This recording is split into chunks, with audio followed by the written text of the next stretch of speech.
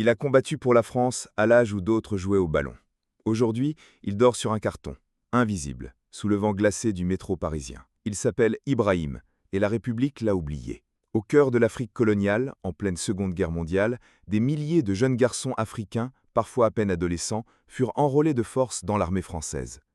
On les appelait les tirailleurs sénégalais, bien que beaucoup venaient du Mali, du Burkina Faso, du Niger ou de Guinée.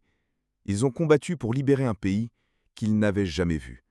Ils ont versé leur sang pour une patrie qui ne les considérait pas comme ses fils. Et des décennies plus tard, certains vivent encore en France, dans la misère. Ibrahim est l'un d'eux. Cette vidéo raconte son histoire. Elle parle d'injustice, d'oubli, et d'un homme qui méritait les honneurs, pas la rue. Ibrahim avait 14 ans quand des recruteurs coloniaux sont arrivés dans son village, près de Kayes, au Mali. Sa mère a supplié, son père a baissé les yeux. Mais il n'a jamais eu le choix. À peine formé, il est envoyé sur le front en Alsace, en 1945.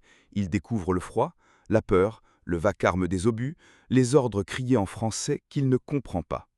Il apprend à tuer avant d'avoir appris à lire. Il survit, il sert, il obéit. Après la guerre, il reste en France, croyant y trouver une vie meilleure. Mais la République l'oublie. Pas de retraite complète, pas de nationalité automatique. On lui dit « Tu n'étais pas un vrai Français ». Ibrahim travaille toute sa vie au noir, gardien, ouvrier, laveur de vitres. À la retraite, il touche moins que le minimum vital.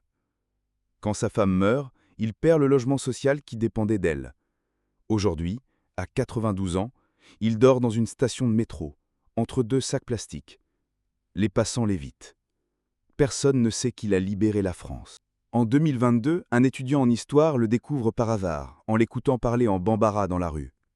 Il l'aide à reconstituer son dossier militaire. Il découvre qu'Ibrahim avait bien été enrôlé en 1944 par l'armée française et blessé au front. Aucun hommage, aucune pension correcte ne lui avait été versée. Son nom n'est même pas inscrit sur les monuments aux morts.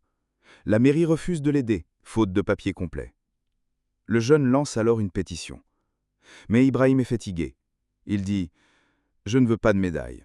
Je veux juste dormir à l'abri ». Ibrahim est mort un matin de janvier sur le quai de la ligne 6. Un passant a cru qu'il dormait. Il était enroulé dans un drapeau bleu-blanc-rouge qu'on lui avait donné une année pour une commémoration. Mais ce n'était pas une fin digne. C'était un abandon. Comme des centaines d'anciens tirailleurs, il n'a jamais été reconnu à sa juste valeur. Pas un nom sur une plaque, pas une ligne dans les livres scolaires. Souvenons-nous d'Ibrahim.